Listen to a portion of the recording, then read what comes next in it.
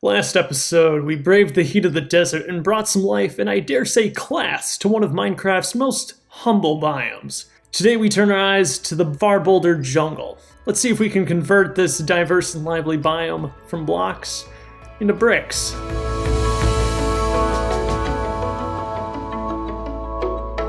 The jungle is dominated by greens and browns. Thankfully, LEGO has quite a number of green colors, a number of which we'll be incorporating in this build. One thing I think that is really cool is that we'll be able to use biome colors. The jungle is the most vibrant biome in the game, so I think it makes sense that we use bright green for the grass. In the future, I can use olive green for the savanna biome, dark green for the swamp, and sand green for the taiga biome. This opens up a lot of possibilities, but bright green is just such a perfect match here. On top for tall grass, I'll use the regular three-pronged flower stem. I mean, how could we not have bamboo in this build? That means we'll need some podzol as well. We're gonna stick pretty basic with this one, just making it purely reddish brown. This is actually the same exact block we'll be using for the jungle logs as well. But of course, more than anything else, there are leaves. Lots of leaves. The leaf is a rather noisy texture, so I wanted to make a rather noisy looking Lego version of it. So I've incorporated these old flower pieces, along with a bunch of plates,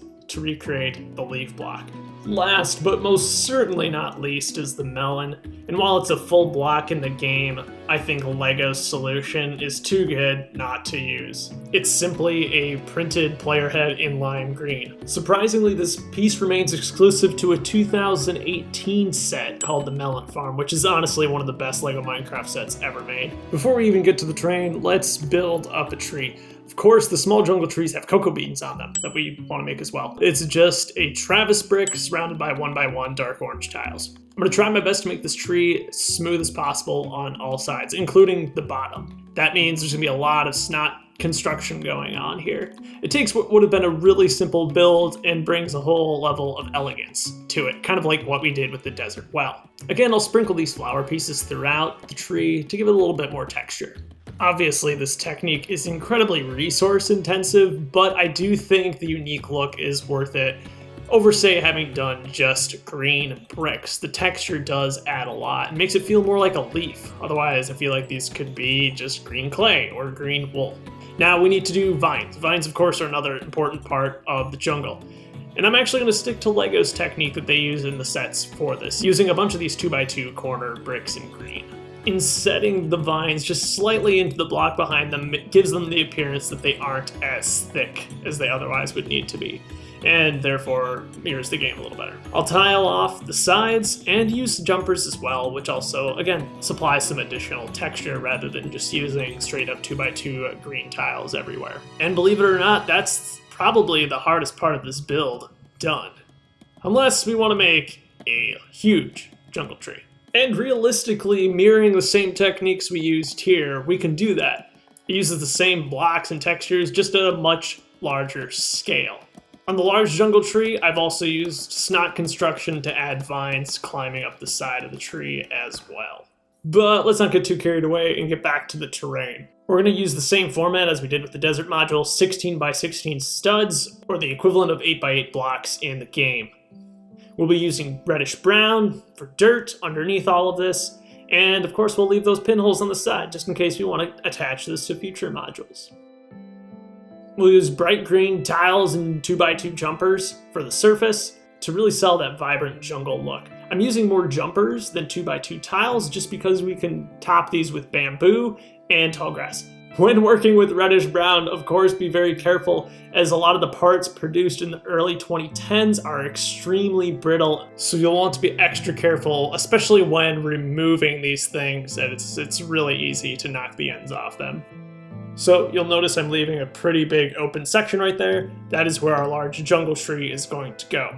I've already made it, and the way I've made it means that it has a huge Technic root system underneath it so it doesn't fall over. Having it built into the terrain makes it extra secure, because you can see it's a pretty big tree. With the terrain coming along pretty nicely, I'm going to put some bushes on the jungle floor. I'm utilizing the same techniques as I did for the trees, except this time all studs facing straight up. These will break up the ground a little bit more and add some contrast.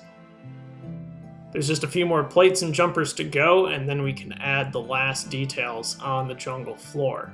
The plan is to have a patch of bamboo going up the middle here. That's what the dirt/podzol is for.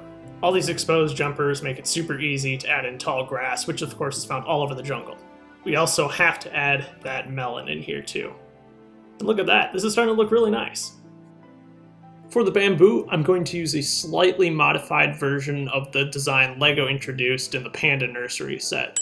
Instead of dark tan, I've substituted that color for yellowish green. I feel that's a little more accurate to the game, where the rings are lighter than the stalk itself. And at the top, I'm going to use these lime green leaf pieces as they look a little more organic. We'll also top this off with a 1x1 tile. Basically, I'm going to replicate this design again and again, make as much bamboo as I can, and we'll have ourselves a really nice bamboo forest. Unfortunately, I ran a little low on the 1x1 lime green bricks of all things, so my bamboo forest is pretty short, but this will be easy to expand in the future. With that, the terrain is done. That means we can start adding some animals. The animals, of course, provide great color, and the first one is the panda, a relatively new mold for LEGO and a relatively new mob in the game. This was only included in one set, again, that was the Panda Nursery, and you can still find it on some store shelves.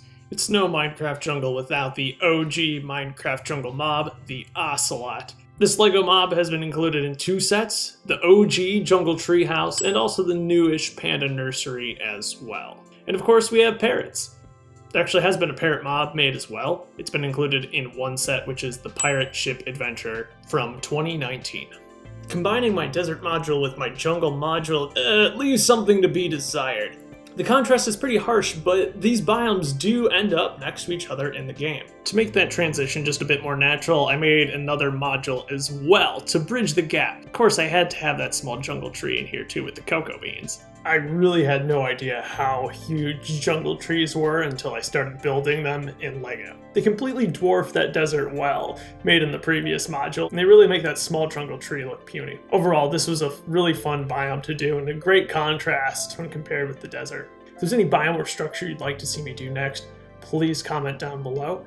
Thank you very much for taking the time to watch this. I'll be back with another episode of this series very soon, and until then, have a great life.